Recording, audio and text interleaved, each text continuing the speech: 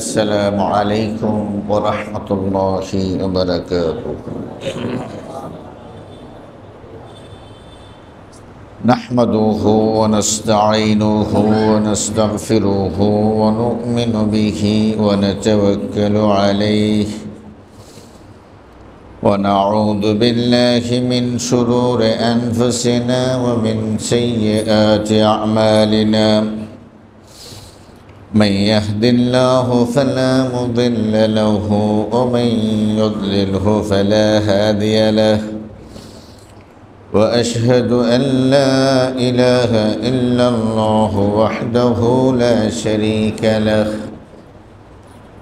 وأشهد أن سيدنا وحبيبنا محمدا عبده ورسوله الذي أرسله بالحق بشيرا ونذيرا وداعيا إلى الله بإذنه وسراجا منيرا. قال الله تعالى في القرآن الكريم والفرقان الحميد: أعوذ بالله من الشيطان الرجيم. بسم الله الرحمن الرحيم. وما نرسل بالآيات إلا تخويفا. اللهم صل وسلم وبارك على محمد وعلى آله وصحبه أجمعين. শুকরিয়া মাবুদের, যিনি আজকে আমাদের অবস্থা ভিন্ন রকম করতে পারতেন।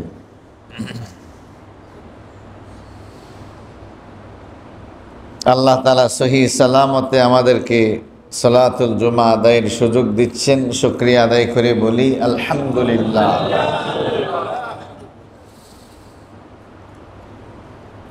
আমার বাসা থেকে আমাকে ফোন করে জিজ্ঞেস করা হলো কোনো কিছু টের পেলেন কিনা। বললাম যে কি হলো? বলল যে প্রচন্ড মাত্রার ভূমিকম্প হলো। আমি বললাম আমি তো বাসের মধ্যে আছি,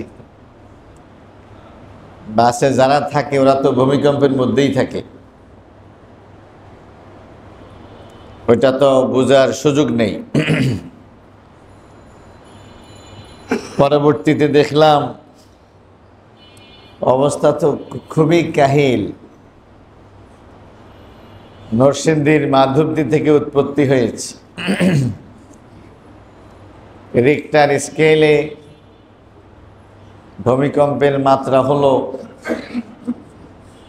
5.7।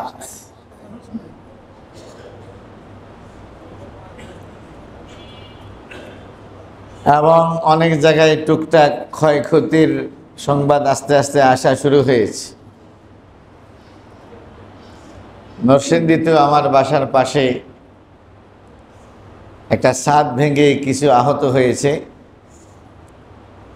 রক্তের যে ছবি দেখলাম, রক্তের পরিমাণ অনেক বেশি। এতে বোঝা গেল আহত যারা হয়েছে তারাও বড় ধরনের আহত হয়েছে।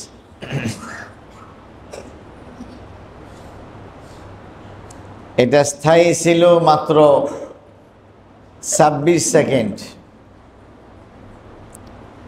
10:38 থেকে শুরু হয়েছে, মাত্র 26 সেকেন্ডে। আল্লাহ তাআলা চাইলে মাত্রাটা আরো বাড়াই দিতে পারতেন, 7-8 পর্যন্ত নিয়ে যেতে পারতেন। তাহলে ঢাকা শহর সহ বাংলাদেশের চিত্র আজকে ভিন্ন হতে পারত। উদ্ধারে যে সরঞ্জাম বাংলাদেশে ফায়ার সার্ভিস একবার মন্তব্য করছে, যাত্রাবাড়ি থেকে মিরপুর পর্যন্ত যাইতে, উত্তরা পর্যন্ত যাইতে 1 মাস সময় লাগতে পারে।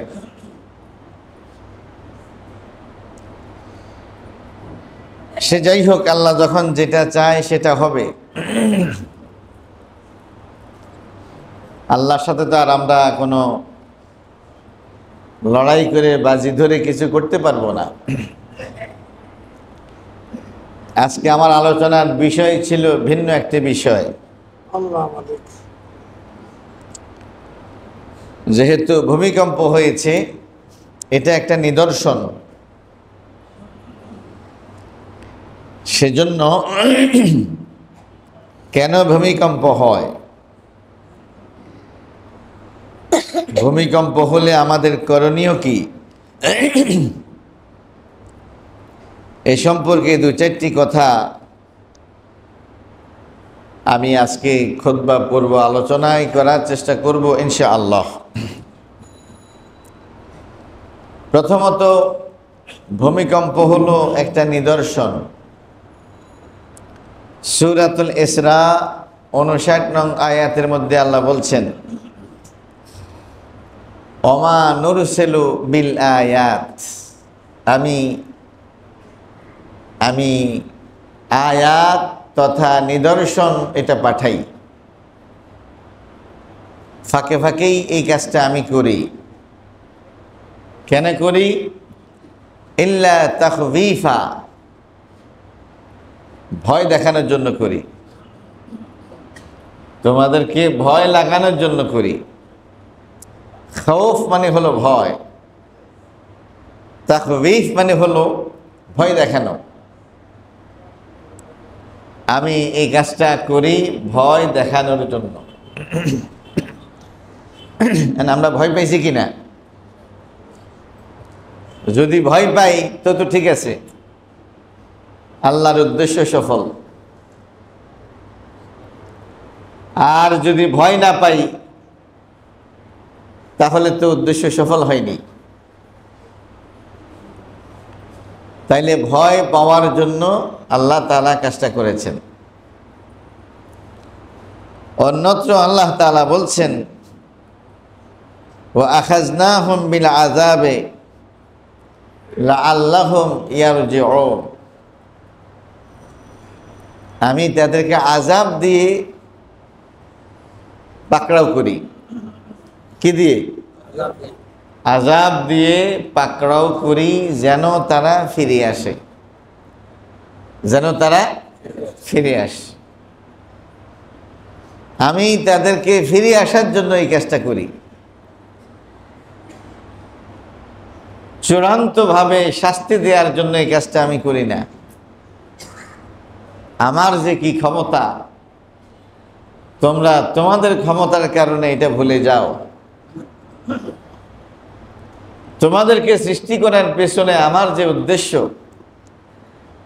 এটা তোমরা ভুলে গিয়ে ভিন্ন একটা জিনিসকে তোমাদের উদ্দেশ্য বানাইছো। যেমন বাংলাদেশে এখন নির্বাচনী হাওয়া বইতে আছে। অনেকে জীবনের স্বপ্ন, তিনি নির্বাচন করবেন, এমপি হবেন, সংসদে যাবেন, এটাকে তার জীবনের উদ্দেশ্য বানাই ফেলছেন। আবার আমরা যারা কর্মী আছি, সমর্থক আছি, আমরাও নিয়ত করছি অমুকের আমরা এমপি বানাবো, মন্ত্রী বানাবো। এই কয় মাস আমাদেরকে খাটতে হবে, কষ্ট করতে হবে, প্রয়োজনে ঘুম কিছু কম দিতে হবে, অফিস ডিউটি কিছু কম করতে হবে, লক্ষ্যে পৌঁছতে হবে। এই জাতীয় কত শয়তানি উদ্দেশ্য আমাদের মনের মধ্যে এরকম উকিঝুঁকি দেয়। এতে করে আমরা আল্লাহ তাআলা যে উদ্দেশ্যে আমাদেরকে সৃষ্টি করেছেন ওই জিনিসটাই ভুলে যাই। আমি প্রায় বলি, এক সময় বাংলাদেশে আদম যে জুট মিল ছিল না? হাজার হাজার কর্মকর্তা কর্মচারী সেখানে কাজ করত। বিএনপি নেতৃত্বাধীন 4 দলীয় জোট সরকার যখন ক্ষমতায়, তখন তারা ওইটাকে চিরতরে বন্ধ করে দিয়েছে। কেন? জুট মিল প্রতিষ্ঠার উদ্দেশ্য অনেকটা, একটা হলো অনেক শ্রমিক কাজ করবে, আর একটা হলো এই যে কোটি কোটি টাকা ইনভেস্ট করলো কিছুটা লাভ হবে, কিছুটা লাভ হবে। কিন্তু সরকার দেখলো যে এটা চালু রাখলে লস হয়, বন্ধ করলে এই লসটা আর হবে না। হ্যাঁ, এত বড় একটা প্রতিষ্ঠান করা হলো, মাসে যদি কোটি কোটি টাকা, বছরে যদি হাজার হাজার কোটি টাকা লস দিতে হয়, তাহলে এটা চালু রাখার দরকার কি? তখন সরকার সিদ্ধান্ত নিয়ে এটা বন্ধ করে দিয়েছে। কেউ সমালোচনা করে নাই। কেন করে নাই? যে এটা যৌক্তিক, উদ্দেশ্যের সাথে এটার কোনো কি নাই, মিল নাই। তো আমরা আমাদের লক্ষ্য বুঝি, উদ্দেশ্য বুঝি, আল্লাহ আল্লাহর উদ্দেশ্য বুঝে না। হ্যাঁ, বুঝে। অনেকের চোখের মধ্যে চশমা নাই, দরকার নাই, কিন্তু আমার চোখে চশমা আছে নাকি নাই? কেন? দরকার আছে। কেন? আমি ছোট লেখা দেখি না, যাতে আমি ছোট লেখা দেখি সেই জন্য এই চশমা ব্যবহার করি। এখন চশমা ব্যবহার করার পরেও যদি আমি না দেখি, তাহলে এটাকে এখানে ঝুলাই রাখবো আমি? না। হ্যাঁ, আরেকটা উদ্দেশ্য থাকতে পারে, যে অনেকে সুন্দরের জন্য সানগ্লাস ব্যবহার করে, আছে নাকি নাই? কেউ যদি বলে এখন তো সুন্দর দেখা যায় না, অসুন্দর দেখা যায়, তখন সে রাখবে না, কারণ উদ্দেশ্য হলো সুন্দর দেখানো। কিন্তু চশমা ব্যবহারের কারণে তার চেহারার মধ্যে এটাকে ফেলে দেয়। অনুরূপ ভাবে আল্লাহ তাআলার একটা উদ্দেশ্য আছে আমাদেরকে সৃষ্টির পেছনে, আছে নাকি নাই? ওমা খালাকাতুল জিন্না ওয়াল ইনসা ইল্লা লিয়াবুদুন। আমি তোমাদেরকে সৃষ্টি করেছি আমার ইবাদতের জন্য। কিসের জন্য? ইবাদতের জন্য। আল্লাযী খালাকাল মাউতা ওয়াল হায়াতা লিয়াবলুয়াকুম আইয়ুকুম আহসানু আমালা। হায়াত আর মউত, এই দুইয়ের মাঝখানে যে আমাদের লাইফ, জীবন, এটাকে আল্লাহ তাআলা সৃষ্টি করেছেন এই জন্য যে তিনি পরীক্ষা করবেন যে কারা সুন্দর আমল করে। তাহলে আমাদেরকে সৃষ্টির পেছনে আল্লাহ দুটি কথা বলেছেন, একটা হলো ইবাদত করবে, আরেকটা হলো সুন্দর আমল করবে। ইবাদতের সময় কম, আমলের সময় বেশি। কি? ইবাদত হলো নামাজ। তো জুমার নামাজ পড়তে, 2 রাকাত পড়তে কতক্ষণ সময় লাগে? প্রতিদিন 5 ওয়াক্ত নামাজ পড়তে কতক্ষণ সময় লাগে? সর্বোচ্চ 1 ঘন্টা। তাহলে 1 ঘন্টা ইবাদত করব আর 23 ঘন্টা আমল করব। 23 ঘন্টা কি করব? আমল করব। রোজা রাখবো বছরে 1 মাস, তাও মাত্র 12-15 ঘন্টা। বাকি সময় ইবাদত করব না। আর বাকি 11.5 মাস, 11 মাস তো পুরাই, আরো রমজান মাসেরও দিনের বেলা বাদ দিয়ে রাতের বেলা, সেই সময় আমরা ইবাদত করব না, সেই সময় আমরা আমল করব। কি করব? আমল করব। তাহলে আমাদেরকে সৃষ্টি করা হয়েছে, আল্লাহ বলছেন 2টি কথা, একটা হলো ইবাদতের জন্য, আরেকটা হলো সুন্দর আমলের জন্য। কিসের জন্য? সুন্দর আমল, এটাকে বলা হয় বিল্লাহি ওয়া লিল্লাহি। বিল্লাহি লিল্লাহি। বিল্লাহি মানে হলো আল্লাহর সাথে থাকা। যতক্ষণ ইবাদত করেন ততক্ষণ আল্লাহকে নিয়ে পড়ে থাকেন, এটা হলো বিল্লাহ। এটা কি? বিল্লাহ। তো আল্লাহকে নিয়ে পড়ে থাকার সময়টাই হলো ইবাদতের সময়। বাকি সময় হলো আমল সময়। ওই আমলটা হবে লিল্লাহ। ওই আমলটা হবে কি? লিল্লাহ। লিল্লাহ মানে হলো আল্লাহর জন্য। লিল্লাহ মানে কি? আল্লাহর জন্য। যেমন এমপি নির্বাচন করবেন, কেন? আল্লাহর জন্য। কার জন্য? আল্লাহর জন্য। আল্লাহর জন্য যদি এমপি নির্বাচন করেন, তাহলে এই লক্ষ্যে যত টাকা খরচ করবেন, যত কদম হাঁটবেন, এই সব কিছু উত্তম আমল হিসাবে আল্লাহ তাআলার কাছে বিবেচিত হবে।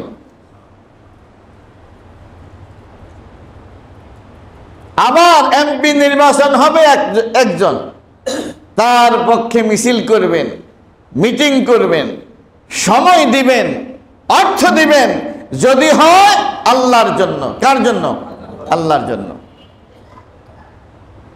তাহলে সেটা হবে আমল, সেটা হবে আহসানে আমল, সেটা হবে উত্তম আমল।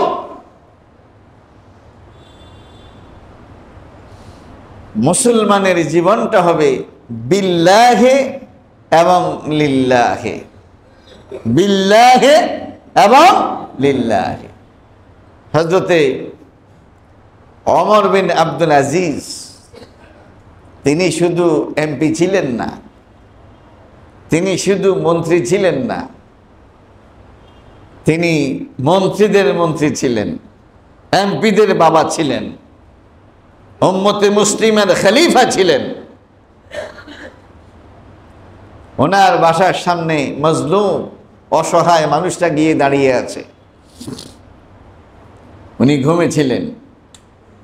ওনার ছেলে বাবাকে বলল, বাবা, অসহায় মজলুম মানুষগুলো তোমার দরবারে, আর তুমি ঘুমাই আছো। তখন তিনি বলছেন, মজলুমের সমস্যার সমাধান করে আমি আল্লাহ তাআলার কাছে যেই পুরস্কার আশা করি, ঘুমাইয়া ঘুমাইয়াও আমি আল্লাহ তাআলার কাছ থেকে সেই পুরস্কারটাই আশা করি। কারণ আল্লাহ তাআলা আমাকে মানুষ বানিয়েছেন। খুলিকাল ইনসানু দাঈফা, মানুষকে সৃষ্টি করা হয়েছে দুর্বল করে। তারা ফেরেশতা নয় যাদের ঘুমের কোনো প্রয়োজন হয় না। আমি মানুষ, আমাকে ঘুমের প্রয়োজন দিয়েই আল্লাহ তাআলা তৈরি করেছেন। আমার যতক্ষণ শক্তি সামর্থ্য আছে ততক্ষণ আমি সজাগ থাকি। যখন আমি ক্লান্ত শান্ত হয়ে যাই, আবার শক্তি সঞ্চয় করার জন্য ঘুমাইতে যাই। আমি যতক্ষণ বেঁচে থাকি ততক্ষণ আল্লাহর জন্য কাজ করি। আবার আল্লাহর জন্য কাজ করতে আমার রেস্টের প্রয়োজন হয়, তখন আমি আবার আল্লাহর নামে ঘুমিয়ে যাই। আল্লাহুম্মা বিসমিকা আমাতু ওয়া আহইয়া। আমি ঘুমিয়ে যাই, আবার যখন সজাগ হই তখন আল্লাহকে বলি, আলহামদুলিল্লাহিল্লাযী আহইয়ানি বা'দামা আমাতানা ওয়া ইলাইহিন নুশুর। আমি যখন আবার সজাগ হই তখন আল্লাহকে বলি যে, আল্লাহ শুকরিয়া তোমার, আমি তো মরেই গেছিলাম। ঘুম মানে কি? মরা। আমি তো মরেই গেছিলাম। সেই মৃত মানুষটাকে তুমি আবার জীবন দান করেছো, আবার আমল করার জন্য, আবার ইবাদত করার জন্য। বুঝেন নাই কথা? সরকারি কাজ, মন্ত্রীগিরি করা, এমপিগিরি করা, পিউনিগিরি করা, কমিশনারগিরি করা, মেয়রগিরি করা, এটা কিন্তু দুনিয়া না। এটা লিল্লাহ, এটা আল্লাহর জন্য হতে হবে। কার জন্য হতে হবে? আল্লাহর জন্য হতে হবে। আল্লাহর জন্য যদি হয় তাহলে সেটা আহসানে আমল হবে, যেমনটি আল্লাহ তাআলা বলছেন, আল্লাযী খালাকাল মাউতা ওয়াল হায়াতা লিয়াবলুয়াকুম আইয়ুকুম আহসানু আমালা। আপনার সময় ব্যয় হবে হয় ইবাদতে অথবা আমলে, অথবা আমলে। এর বাহিরে মুমিনের জীবন অতিবাহিত হওয়া হারাম। আপনি কেন এমপি হবেন? কেন আপনি মন্ত্রী হবেন? সাবআতুন ইউযিল্লুহুমুল্লাহু ফি যিল্লিহি ইয়াওমা লা যিল্লা ইল্লা যিল্লুহু। 7 প্রকারের মানুষ সেদিন আরশের নিচে জায়গা পাবে, যেদিন আরশের ছায়া ছাড়া কোনো ছায়া। তার মধ্যে একটা শ্রেণী হলো ইমামুন আদিল, সেই ইমাম, সেই নেতা যিনি হবেন মুনসিফ, যিনি হবেন আদিল, যিনি হবেন ইনসাফগার, যিনি তার দায়িত্বের জন্য সদা সর্বদা আল্লাহ তাআলার কাছে কম্পমান থাকবে, ভীত সন্ত্রস্ত থাকবে। এমন ব্যক্তি নির্বাচন করার জন্য যদি আপনি মিছিল করেন, সেটা মিছিল না, সেটা সওয়াব। এমন ব্যক্তি নির্বাচন করার জন্য যদি আপনি টাকা খরচ করেন, সেটা টাকা খরচ নয়, সেটা যেন মসজিদের জন্য আপনি দান করেছেন। ইনসাফপূর্ণ সমাজ প্রতিষ্ঠার জন্য, নেককার এবং দিনদার মানুষকে ক্ষমতায়ন করার জন্য আপনার চেষ্টা, আপনার প্রচেষ্টা, এটা হবে লিল্লাহ, এটা আল্লাহর জন্য। আর এই কাজটা করার জন্য ইসলামের নবী মুহাম্মদুর রাসূলুল্লাহ সাল্লাল্লাহু আলাইহি ওয়াসাল্লাম পৃথিবীতে এসেছেন। একদিকে আল্লাহর শরীয়ত প্রতিষ্ঠা করা, অন্যদিকে যারা আল্লাহর শরীয়ত মানে, হালালকে হালাল হিসেবে গ্রহণ করে, হারামকে হারাম হিসেবে গ্রহণ করে, সালাত আদায় করে, আল্লাহর জন্য, নিজের কাজের জন্য আল্লাহর কাছে জবাবদিহির অনুভূতিতে কান্নাকাটি করে, এমন নেতৃত্ব প্রতিষ্ঠার জন্য ইসলামের নবী মুহাম্মদুর রাসূলুল্লাহ সাল্লাল্লাহু আলাইহি ওয়াসাল্লাম পৃথিবীতে আগমন করেছেন। প্রিয় ভাইরা আমার, এই মহা সত্য ভুলে গিয়ে আমরা যখন আমাদের কাজকর্ম করতে থাকি, তখন আল্লাহ তাআলা সঠিক পথে আমাদেরকে ফিরিয়ে আনার জন্য এরকম কি করেন? এই নিদর্শনগুলো পাঠান। কি পাঠান? নিদর্শনগুলো পাঠান। ওমা নুরসিলু বিল আয়াতি ইল্লা তাখবীফা। আমি নিদর্শনগুলো এই জন্য পাঠাই যে তোমাদেরকে আমি ভয় দেখাই, সন্ত্রস্ত করি। আল্লাহ তাআলা আমাদেরকে ভীত হওয়ার তৌফিক নসিব করুন। সবাই বলেন আমিন। প্রিয় ভাইরা, আল্লাহ তাআলা বলছেন, আফা আমিনা আহলুল কোরা, জনপদবাসী, শহরবাসী, গ্রামবাসী, তারা কি নিজেদেরকে নিরাপদ মনে করে যে আমরা এখন সেফ জোনে আছি? কি আমাদের যে বিল্ডিংটা বানানো হয়েছে, খুব আন্তর্জাতিক খ্যাতি সম্পন্ন ইঞ্জিনিয়ার, ভূমিকম্প মোকাবেলা করার মতো ক্ষমতা সম্পন্ন, 10, 12, 15 হলেও এই বিল্ডিং পড়তো না। তোমরা কি এরকম নিজেদেরকে নিরাপদ মনে করো? আল্লাহ তাআলা বলতেছেন, আফা আমিনা আহলুল কোরা আইয়াতিয়াহুম বাসুনা বায়াতান অহুম নাঈমুন, যে তোমরা ঘুমিয়ে আছো, এই সময় আমার আযাব আর আমার গজব এসে তোমাদেরকে স্পর্শ করবে না, এরকম নিজেদেরকে নিরাপদ মনে করো? আল্লাহ বলতেছেন, আওয়া আমিনা আহলুল কোরা আইয়াতিয়াহুম বাসুনা দুহা ওয়া হুম ইয়ালআবুন। সব কথাই আল্লাহ বলে দিয়েছেন। যখন তোমরা দিনের বেলায় খেলাধুলা করো, সূর্য যখন একটু আকাশে উঠলো, এই যে মাত্র 10:38 মিনিটে, অবস্থায় আমার আযাব, আমার গজব তোমাদেরকে এসে তোমাদের হাসি কান্না বন্ধ করে দেবে না। ভূমিকম্পের মাধ্যমে, অন্যান্য আযাব গজবের মাধ্যমে তোমরা কি এরকম নিজেদেরকে নিরাপদ মনে করো? আল্লাহ বলতেছেন। শেষে আবার বলতেছেন আফা আমিনু মাকরাল্লাহ, আল্লাহর চক্রান্ত থেকে তারা কি নিজেদেরকে নিরাপদ মনে করে? ফালা ইয়ামানু মাকরাল্লাহ ইল্লাল কওমুল খাসিরুন, আল্লাহর চক্রান্ত থেকে, আল্লাহর আযাব গজব থেকে নিজেদেরকে নিরাপদ কেবল তারাই মনে করে যারা হলো ক্ষতিগ্রস্ত। যারা কি? যারা ক্ষতিগ্রস্ত, যারা দেউলিয়া, তাদের হৃদয় আল্লাহর ভয় শূন্য থাকে। কিন্তু আল্লাহ ভীত সন্ত্রস্ত ব্যক্তিরা সদা সর্বদা আল্লাহর ভয়ে কম্পমান থাকে। তারা নিয়ামতে থাকলেও কান্নাকাটি করে, আল্লাহ এত নিয়ামত আমাকে দিয়েছো, এত আরাম আমাকে দিয়েছো, এই নিয়ামত পাইয়া আমাকে জাহান্নামে যাওয়া লাগে কিনা। কি? তারা সন্তুষ্ট থাকে। মুমিন কখনো আল্লাহর আযাব আর গজব থেকে নিজেকে নিরাপদ মনে করে না। সম্মানিত ভাইরা আমার, ভূমিকম্প, এই ভূমিকম্পই হলো কিয়ামত। চূড়ান্ত ভূমিকম্প হলো কিয়ামত। ইজা জুলজিলাতিল আরদু জিলজালাহা, জিলজাল মানে হলো ভূমিকম্প। যখন পৃথিবী মহা প্রকম্পনে প্রকম্পিত হয়ে উঠবে।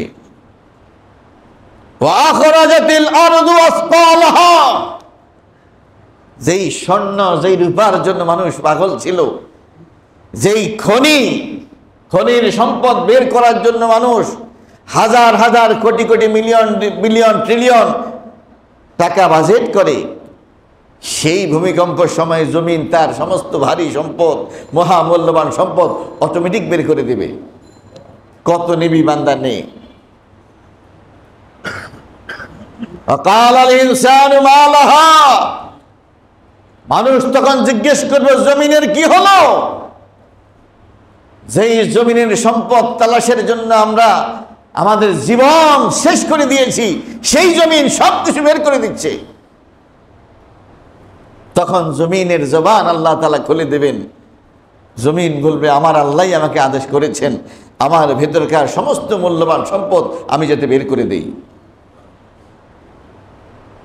সুতরাং ভূমিকম্প ভূমিকম্প ভূমিকম্প, চূড়ান্ত ভূমিকম্প হলো কিয়ামত।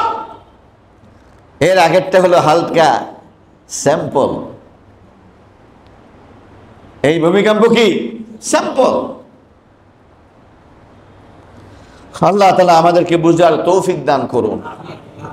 হাত্তা ইযা আখাযাতিল আরদু যুখরুফাহা وزينت وظن أهلها أنهم قادرون عليها أتاها أمرنا ليلا أو نهارا। কখন কিয়ামত আসবে?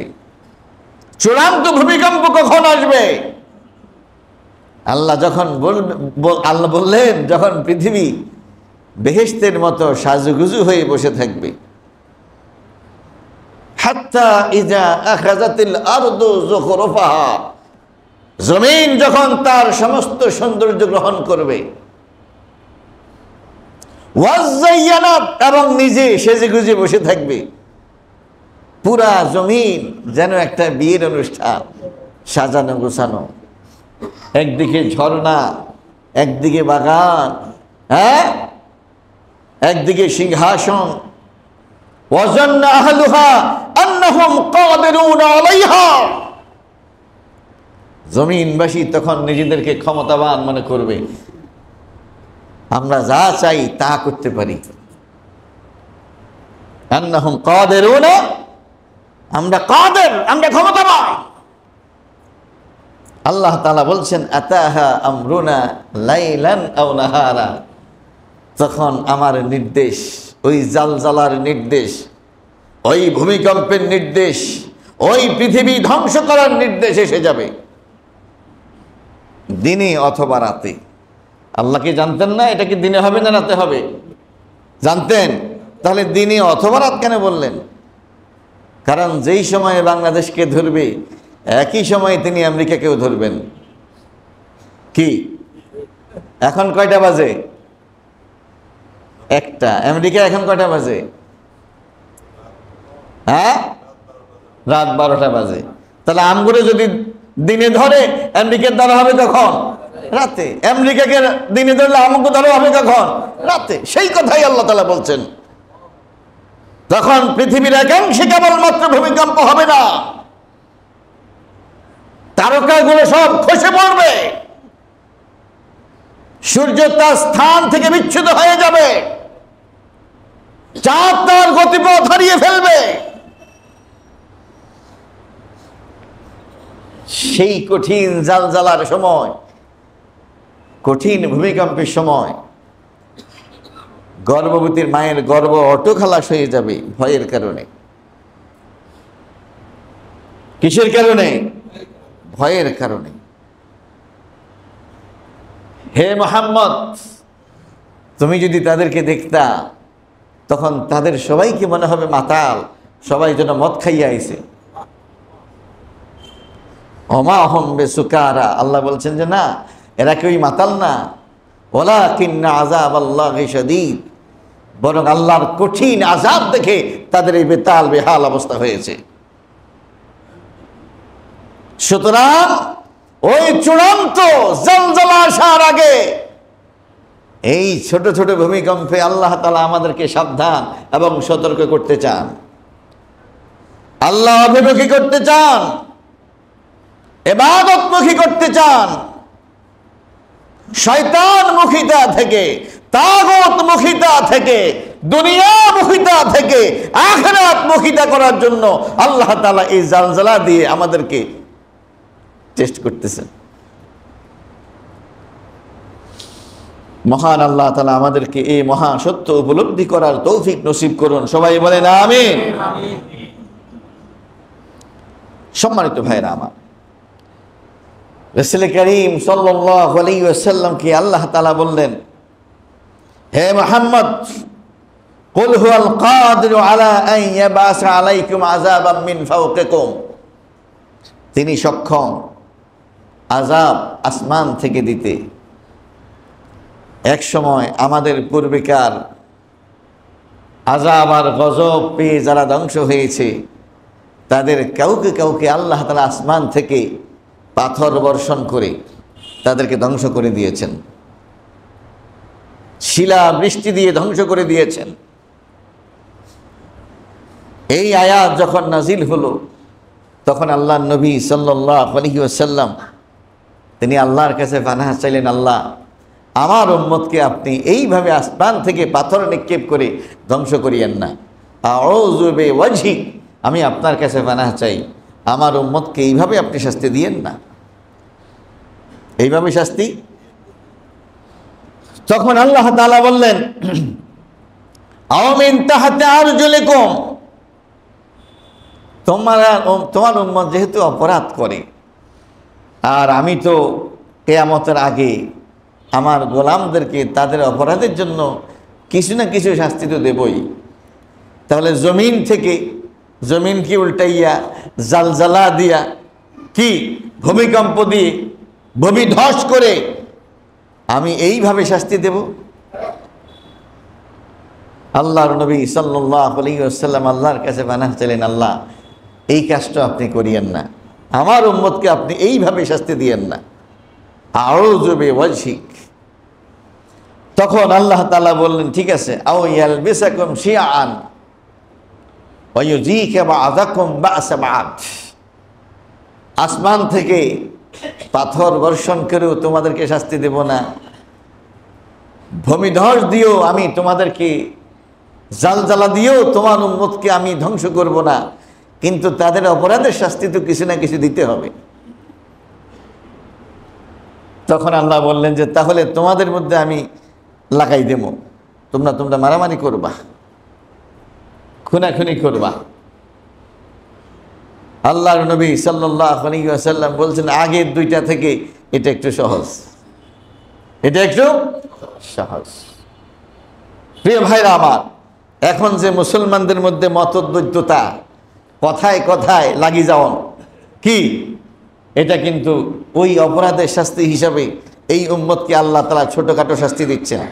আপনারা হয়তো বলবেন, হ্যাঁ ফাঁকে ফাঁকে তো ভূমিকম্প হচ্ছে এবং অনেক জমিন অনেক দাবাই গেছে।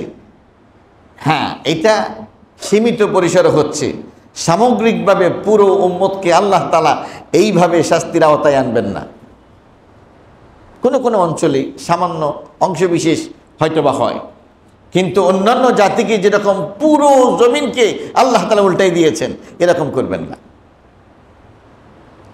সম্মানিত ভাইরা আমার, তাহলে কি হলো আজকের এই আলোচনা থেকে শিক্ষা? আজকের এই আলোচনা থেকে আমাদের শিক্ষা হলো, আল্লাহ তাআলা এই জালজালা দিয়েছেন, এই ভূমিকম্প দিয়েছেন। ভূমিকম্প কখন হয়? হাদিসের মধ্যে যেই সমস্ত কারণ বর্ণনা করা হয়েছে তার মধ্যে একটা হলো ব্যভিচার যখন বেড়ে যায়।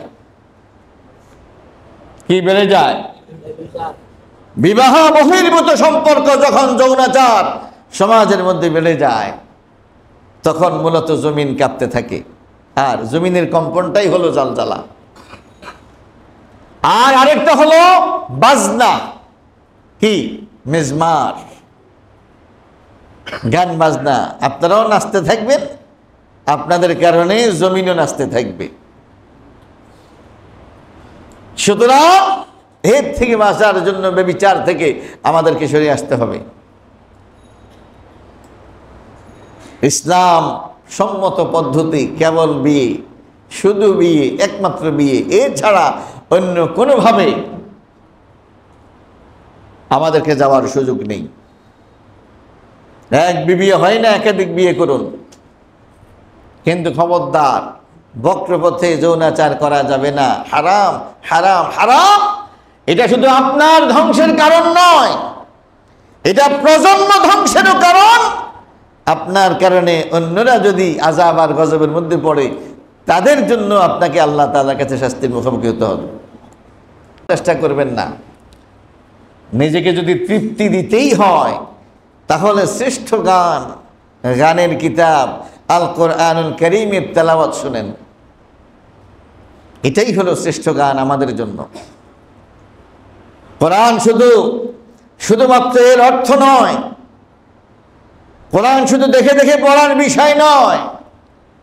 কোরআন হলো রিসাইটেশনের কিতাব, রিসাইট করা, তেলাওয়াত করা। একটা গানের একটাই সুর। এই যে আমাদের জাতীয় সঙ্গীত, আমার সোনার বাংলা আমি তোমায় ভালোবাসি, 1 লক্ষ লোক গাইলেও একই সুরেই গাইতে হবে। এটার কোনো ভিন্ন সুর দেয়া যাবে না। ভিন্ন সুর দিলে সেটা অপরাধ হিসাবে চিহ্নিত হবে। কিন্তু এক সূরায়ে ফাতিহার কয় সুর? যত লক্ষ কারি তত লক্ষ সুর। এটাকে দিয়ে মজা পাওয়ানোর চেষ্টা করেন। গান দিয়ে যদি আপনি আপনার হৃদয়ের আনন্দ দেওয়ার চেষ্টা করেন, তেলাওয়াতের মজা হৃদয় থেকে আস্তে আস্তে উঠে যাবে। তেলাওয়াত দিয়ে নিজের হৃদয়কে সিক্ত করার চেষ্টা করেন। নিজেও সুন্দর মতো গান যেগুলো মুখস্থ পারেন, মনের মাধুরী মিশিয়ে সেগুলো তেলাওয়াত করার চেষ্টা করেন। আর আল্লাহ তাআলা বলছেন, মা আসাবা মিন মুসিবাতিন, জমিনের মধ্যে যেই মুসিবত, যেই বিপদ, যে বিপর্যয় নেমে আসে, এটা হলো ফামিন নাফসিক, এটা তোমাদের হাতের কামাই। জাহারাল ফাসাদু ফিল বাররি ওয়াল বাহরে বিমা কাসাবাত আইদিন নাস, জলে এবং স্থলে যে বিপর্যয় তোমরা দেখো, এটা কিন্তু তোমাদের হাতের কামাই। লিইয়ুযীকাহুম বা'যাল্লাযী আমিলু, তোমাদের এই অন্যায় অপরাধের কারণে আল্লাহ তাআলা কিছু শাস্তি তোমাদেরকে দিয়ে থাকেন। আর আল্লাহ তাআলা এর মাধ্যমে আমাদেরকে তার দিকে ফিরিয়ে আনতে চান। হযরত ওমর রাদিয়াল্লাহু তাআলা আনহু যখন মদিনার মাধ্যমে অর্ধ জাহানের তিনি যখন শাসক, তখন জমিনায় একবার ভূমিকম্প হয়েছে। তখন তিনি লোকদেরকে বললেন, পাপের কারণেই ভূমিকম্প হয়। ও মদিনাবাসী, ও মদিনাবাসী, আবার যদি ভূমিকম্প হয় আমি বুঝে নেব তোমরা গোপনে পাপ করো। আমি তখন এই মদিনায় আর অবস্থান করব না, আমি মদিনা ছেড়ে চলে যাব। সুতরাং আজকের এই খুতবার মূল প্রতিপাদ্য বিষয় হলো, এই যে ভূমিকম্প হলো এইটা আজকে মেসাকার হয়ে যেতে পারত। শত শত হাজার হাজার বিল্ডিং ডলে পড়ার সুযোগ থাকত। জুমার নামাজ আজকের এখানে অনুষ্ঠিত না হওয়ার সম্ভাবনাও থাকতে পারত। লক্ষ লক্ষ কোটি কোটি মানুষের মৃত্যুর কারণ হতে পারত। একটা ভবন ধসে গেলে কে কাকে উদ্ধার করবে? সবাই তো আক্রান্ত।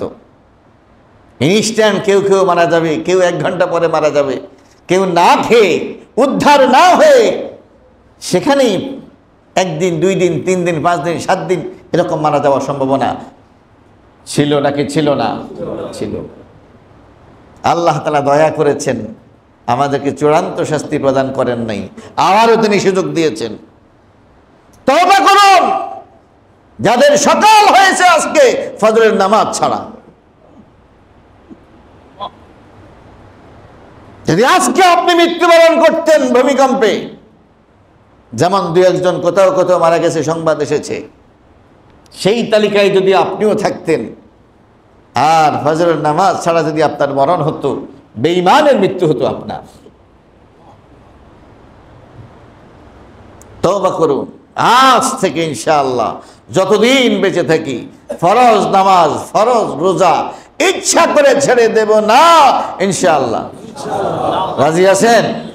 রাজি আছেন? কারা কারা রাজি দেখে একটু হাত তুলে দেখা। 2 তলায় 3 তলায় 5 তলায় যারা আছেন আপনারাও হিম্মত করে হাত তুলুন যে ইনশাআল্লাহ 5 ওয়াক্ত ফরজ নামাজ ফরজ রোজা ইচ্ছা করে আজ ছেড়ে দেব না ইনশাআল্লাহ। আল্লাহর কাছে তৌফিক কামনা করেন, হাত নামা, সামর্থ্য কামনা করেন, আল্লাহ তাআলা তৌফিক দিয়ে দেবে ইনশাআল্লাহ। পূর্বের পাপের জন্য তওবা করুন, দান দক্ষিণা বেশি করুন, দান সদাকা বাড়িয়ে দেন, গরিব মিসকিন অসহায়দেরকে দান দক্ষিণা বাড়িয়ে দেন, যে আল্লাহ তোমার শুকরিয়া, মুসিবত থেকে তুমি আমাদেরকে মুক্তি দান করেছো। পরিবারের সবাইকে নিয়ে আলোচনা করবেন, তাদেরকে মেসেজগুলো পৌঁছায় দিবেন, স্ত্রী সন্তানদেরকে বলবেন, সমস্ত আশা তো আজকে মুহূর্তের মধ্যে শেষ হয়ে যেতে পারত। আল্লাহ তাআলা দয়া করে আবারও আমাদেরকে সুযোগ দিয়েছেন, আবার আকাম করার জন্য নয়, যে আকাম অর্ধেক করে আইছেন বাকি অর্ধেক করার জন্য এই সুযোগ দেয় নাই, তওবা করার জন্য, ইস্তেগফার করার জন্য, আল্লাহর কাছে ভালো মানুষ হিসেবে উপস্থিত হওয়ার জন্য আল্লাহ তাআলা আবার সুযোগ করে দিয়েছেন। আমরা সুযোগটাকে কাজে লাগানোর চেষ্টা করি, আল্লাহ তাআলা তৌফিক দান করুন।